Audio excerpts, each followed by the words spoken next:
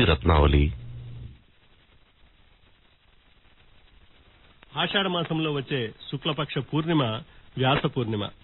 వ్యాస మహర్షి జన్మించిన రోజు కనుక దీనికి వ్యాస పూర్ణిమ అనే పేరు ఏర్పడింది. వ్యాస పూర్ణిమకే గురు పూర్ణిమ అని కూడా పేరు. శ్రీ వ్యాస భగవానుడు జ్ఞాన వివరణకు ప్రతీక. అసలు వేదవ్యాసుడి పేరులోనే ఆ అర్థం దాగి ఉంది.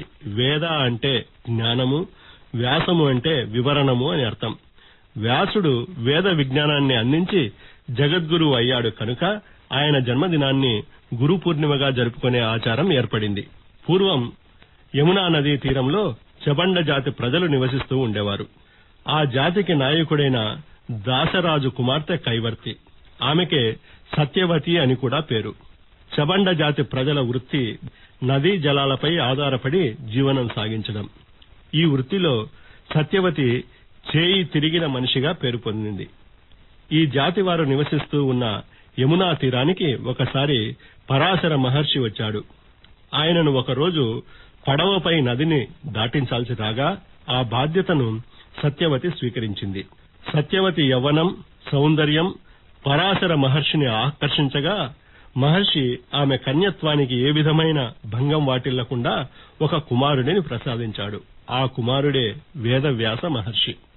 భారతీయ ఆర్ష సంస్కృతి, ఆధ్యాత్మికతలను రక్షించి భవిష్యత్తు తరాల వారికి అందించేందుకు దానిని పదిలపరచడానికి కృషి చేసిన ప్రజ్ఞా సంపన్నుడైన వేదవ్యాసుడి అసలు పేరు అపాంతరతముడు. అజ్ఞానాన్ని పారద్రోలినవాడు, ఆత్మభావం కలవాడు అని ఆ పేరుకు అర్థం. అంతేకాకుండా పరాశరుడి కుమారుడు కనుక పరాశరాత్మజుడు అని, సత్యవతి కుమారుడు కనుక సాత్యవతేయుడు అని, వేదాలను విభజించి లోకాలయానికి అందించిన వ్యక్తి కనుక వేదవ్యాసుడు అనే పేర్లు కూడా ఆయనకు ఏర్పడ్డాయి. వీటికి తోడు బదరికావనంలో తపస్సు చేయడం వల్ల బాదరాయణుడు అనే పేరు కూడా ఏర్పడింది. నల్లని శరీర కాంతితో ఒక ద్వీపంలో జన్మించినందువల్ల వ్యాసుడికి కృష్ణ ద్వైపాయనుడు అనే పేరు కూడా ఏర్పడింది. బాల్యంలో వ్యాసుడు గంగా, యమున, సరస్వతి మొదలైన నదీ తీరాల్లో ఉన్న అనేక మంది మహర్షుల వద్దకు వెళ్లి విద్యనభ్యసించి పాండిత్యాన్ని గడించాడు. కఠినమైన విషయాలను అధ్యయనం చేయడంలోనూ, కఠినమైన తపస్సు చేయడంలోనూ ఆయనకు మరొకరు సాటి రారని చెప్తారు. భారతీయ సంస్కృతి హరిమ్యాలకు పునాది రాళ్లు వేసిన వ్యాసుడు ఈ లోకానికి అందించినన్ని రచనలను మరెవ్వరూ అందించలేదనడంలో ఆశ్చర్యమేమీ లేదు.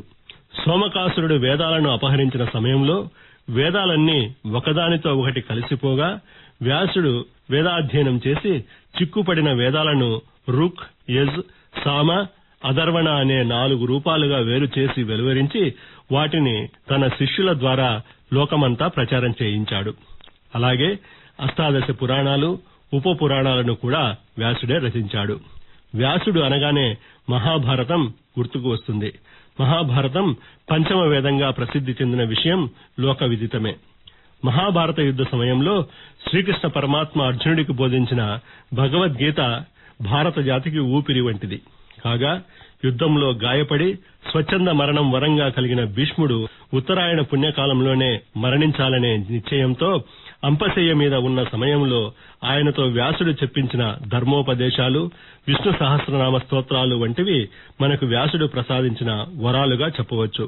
బ్రహ్మకు జీవునికి ఉండే బాంధవ్యాన్ని వివరించే బ్రహ్మసూత్రం అనే గ్రంథాన్ని వ్యాస మహర్షుల వారే రచించారు. అటువంటి వ్యాసుడు జన్మించిన వ్యాస పూర్ణిమ రోజు వ్యాస మహర్షిని స్మరించడం, పూజించడంతో పాటు వ్యాస భగవానుడి గ్రంథాన్ని పూజా మందిరంలో ఉంచి అందులోనికి వ్యాస భగవానుడిని ఆవాహన చేసుకుని పూజించడం వల్ల వ్యాస భగవానుడి కృపా కటాక్షాలు ప్రసరించి విద్యా విజ్ఞానాభివృద్ధి జరుగుతుంది. నమోస్తుతే వ్యాస విశాల బుద్ధే పుల్లారమింధాయత పత్రనేత్ర ఏనత్వయి భారత తైలపూర్ణ ప్రజ్వలితో జ్ఞానమయం ప్రదీపః అనే శ్లోకాన్ని పఠించి నమస్కరించాలి. గురు పూర్ణిమ రోజు విష్ణు పురాణాన్ని దానమివ్వడం వల్ల మరణానంతరం విష్ణులోక ప్రాప్తి కలుగుతుందని శాస్త్రవచనం. గురు పూర్ణిమ నాడు వ్యాస భగవానుడితో పాటు నారాయణ, సదాశివ, వశిష్ఠ, శక్తి, పరాశర, గౌడపాద, గోవిందుడు, శంకరాచార్యులతో పాటు దత్తాత్రేయుడి రూపాలను పూజించాలి.